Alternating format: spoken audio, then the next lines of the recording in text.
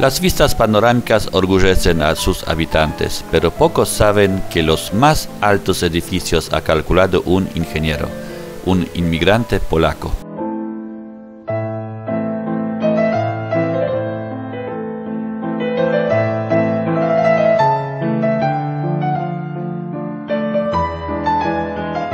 Juan José Ruszkowski. El verdadero nombre polaco, Jan Józef Ruszkowski. Nació en Mława, Polonia, el 6 de mayo de 1906.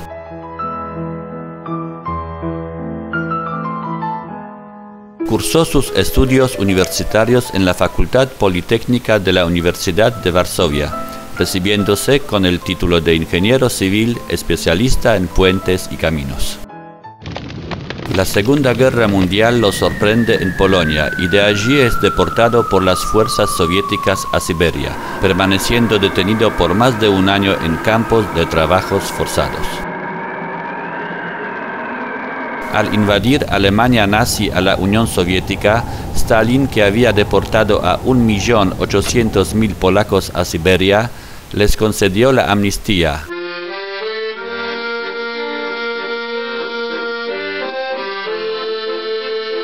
Al ser liberado, se une al segundo cuerpo del ejército polaco bajo el mando inglés y es enviado a Palestina, que en ese entonces era protectorado inglés. En el año 1943 se casa con Barbara Irgin, la que también estaba enrolada en el ejército en tareas de comunicaciones y con la cual tiene dos hijos, Andrzej Janusz, nacido en 1945 en Tel Aviv, y Alicia en Gaza, en 1947. Hablan de su padre Alicia y Andrzej Ruszkowski. Soy el hijo mayor de entre tres hermanos, hijos del ingeniero Juan José Ruszkowski y Bárbara Irgin de Ruszkowski. Estamos viviendo en el país del año 49, después de haber llegado de Inglaterra. Mis padres, ambos tomados por los rusos, por el comunismo, llevados a Siberia, a campos de trabajo forzado.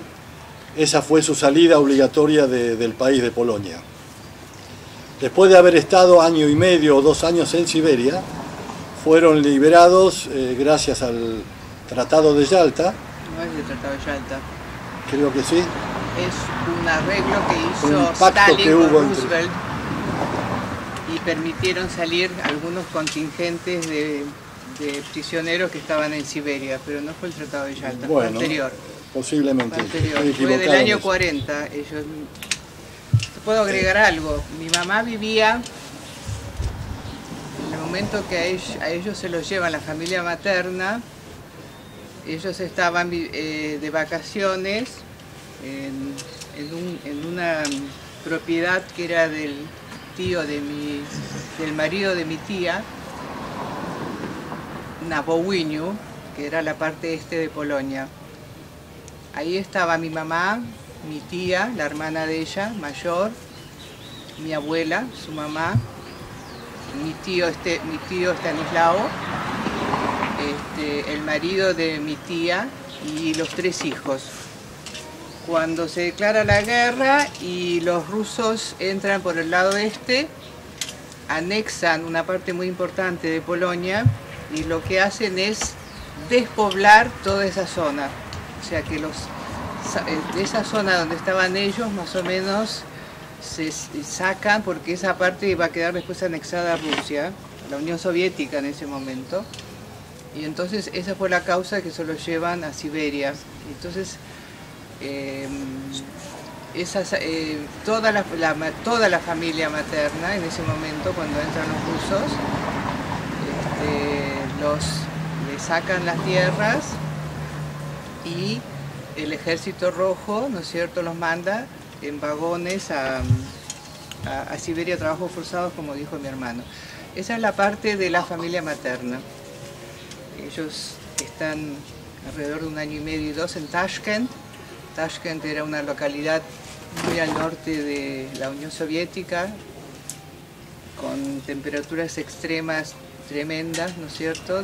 Tenían que trabajar talando árboles con 50 grados bajo cero. Mucha gente no resistió, mucha gente murió.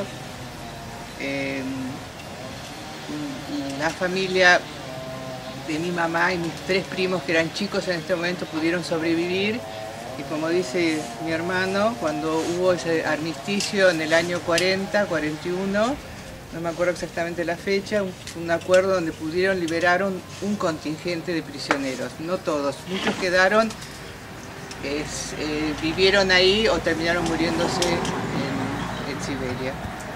Esa es un poco la parte, digamos, de la familia materna, ¿no? Bueno, mi papá tuvo un camino similar,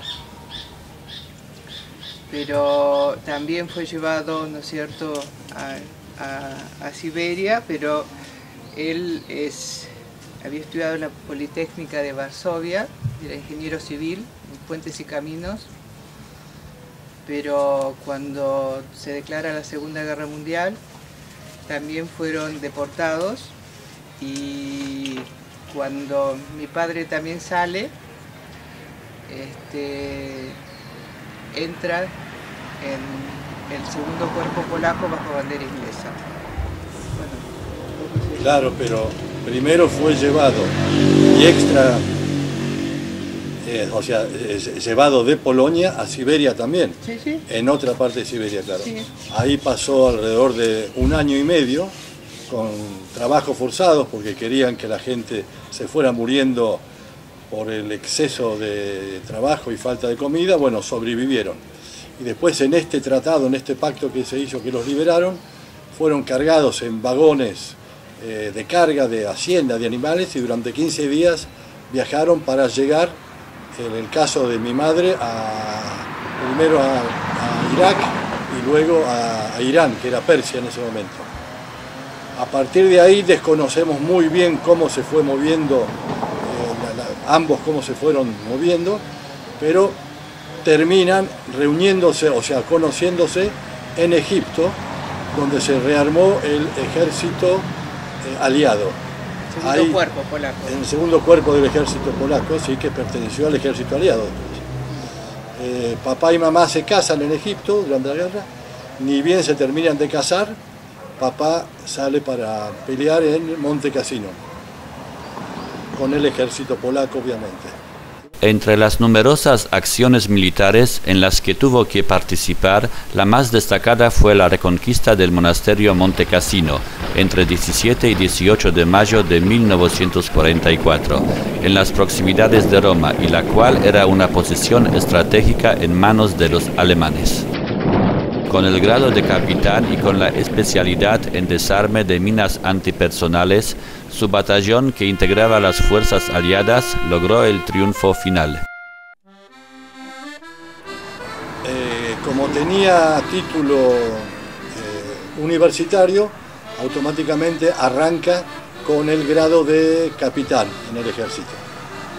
Bueno, eso por supuesto le significa una responsabilidad mayor y quedó a cargo de algún contingente de soldados y como jefe de zapadores para desarmar minas y obviamente en su profesión también de construcción de puentes y caminos y demás. Bueno, se siguieron comunicando por carta con mi mamá porque no había otra forma en ese momento, que estaba de Egipto, fue a Palestina. Y ahí, bueno, fue mi lugar de nacimiento. Ahí nací yo, mientras papá estaba en el frente peleando. Palestina era protectorado inglés en ese momento. Por eso pertenecía a Inglaterra. No claro. Pertenecía, del estatus no era colonia, era protectorado, que era un estatus menor. Por eso el ejército polaco que estaba peleando la orden del general Anders. El general Anders era una cierta figura media mitológica, ¿no? Que después armó un gobierno en el exilio en Londres y decían que iba a volver a liberar Polonia subido a un caballo blanco y iba a entrar en Varsovia. Nunca entró porque se murió en Londres, era un ejército, digamos, un gobierno en el exilio que bueno, nombraba a sus ministros y se ascendían, pero bueno, quedó ahí, pasó la historia y no pasó nada. Pero bueno, Palestina era protectorado inglés, por eso como estábamos bajo bandera inglesa y mi mamá, bueno, el primer embarazo nació Andrzej y... En el 45. El 45, ya a finales de la guerra. Se vivía ahí en campamentos, ¿no? O sea, eran situaciones no muy estables, bastante precarias. Yo nací en el 47, yo nací en Gaza, Palestina. De todas maneras, poquito tiempo, vos estuviste más tiempo, porque cuando yo nací, a los 2-3 meses ya había terminado la guerra, 47, nos llevan a toda la familia a Londres. En ese interín, cuando salen a Irak, mi abuela y mi tía, no sé bien exactamente cuáles fueron las circunstancias, pero terminan en África, con mi tía y mis primos. Tengo todavía unos documentos de África que tengo acá de mi abuela, inclusive una libreta y una libreta como un documento personal, ¿no? Se me escapó ahora en este momento qué lugar de África estaban ellos.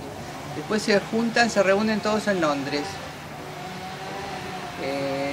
Inglaterra había pasado, por supuesto, estaba implicada en la guerra, entonces venía la etapa de la reconstrucción posguerra.